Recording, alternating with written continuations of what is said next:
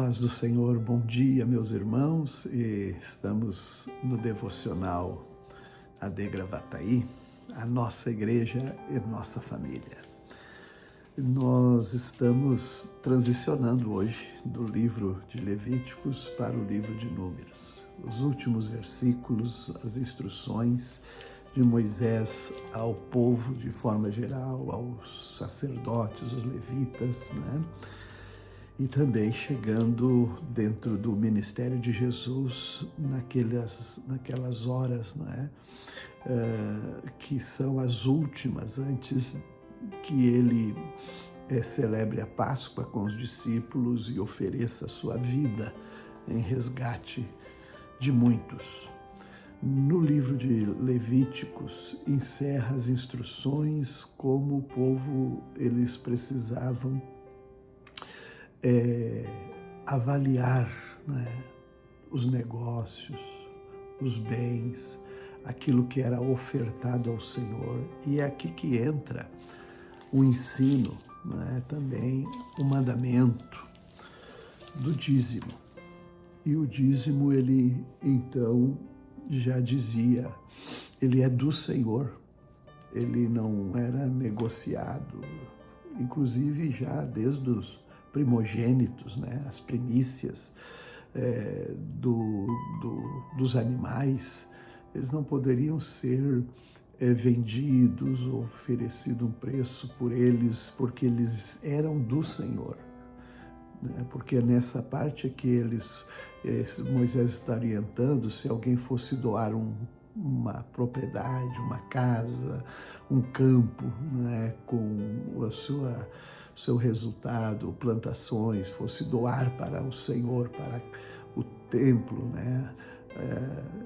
Então existiam regras ali.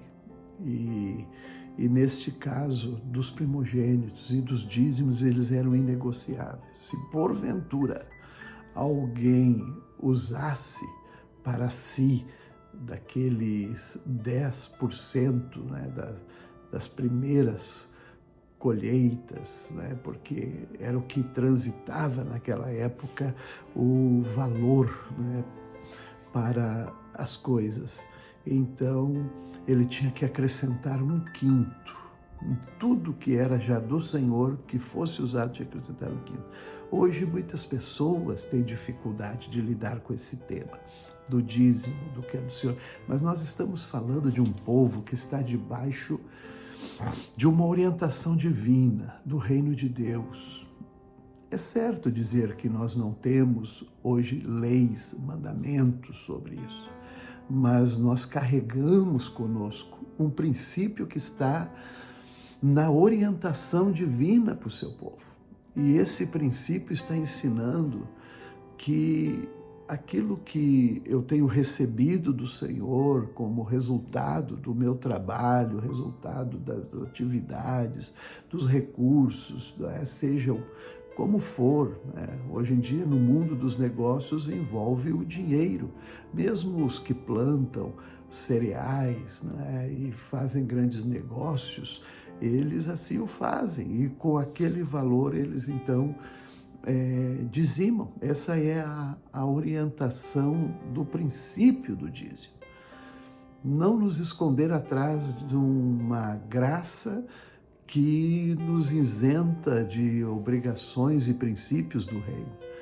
Não, é como que se nós queremos desculpas para não termos que ter comprometimento com o reino de Deus. Mas nossa orientação bíblica, pastoral e debaixo do reino de Deus que nós vivemos, nós assim fazemos. Os levitas, eles tinham uma desvantagens, mas também eles eram bem tratados. Eles eram e viviam do templo, viviam dos dízimos, viviam das ofertas. Era isso que sustentava, porque eles não tinham propriedade, patrimônio, terra. Eles, inclusive, não entraram agora, quando vamos chegar em Números, que Moisés e Arão orientam a contagem dos homens acima de 20 anos prontos para a guerra, e chegaram ali a uma soma de 603.550 homens, fora os levitas, porque os levitas não iam para o fronte da guerra, eles iam cuidar das coisas do culto, do tabernáculo, né, das ofertas. Eles iam transportar o tabernáculo aonde o tabernáculo fosse levantar, porque aqui nós estamos ainda no Monte Sinai. É o segundo ano ainda que eles saíram do Egito, eles estão acampados, estão recebendo as leis, e é nesse momento então que os levitas estão recebendo as ordens das obrigações deles, né? Com o sagrado, com o culto, com as coisas espirituais que vão orientar o povo. E já os demais tribos, eles tinham então essas outras obrigações, né? Tanto da guerra, mas também eles tinham os patrimônios, eles podiam desenvolver, né? Plantar, fazer tudo para eles terem os benefícios que foram lhes atribuídos. Então, esse princípio é importante a gente preservar aqueles que temem e amam o reino de Deus. No Evangelho de Marcos, nós estamos à parte, então, que nós comentamos, né, os momentos derradeiros. Jesus, ele entra no templo, ele coloca as coisas no lugar onde deve ser. As coisas foram perdendo um pouco o rumo, né? Sobre as negociações ali, dos sacrifícios animais, explorações que haviam sido feitas em cima disso.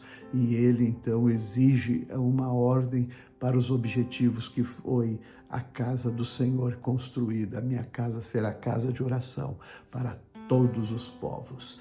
Que Deus continue nos abençoando para afirmar os nossos propósitos e princípios do reino de Deus. A paz.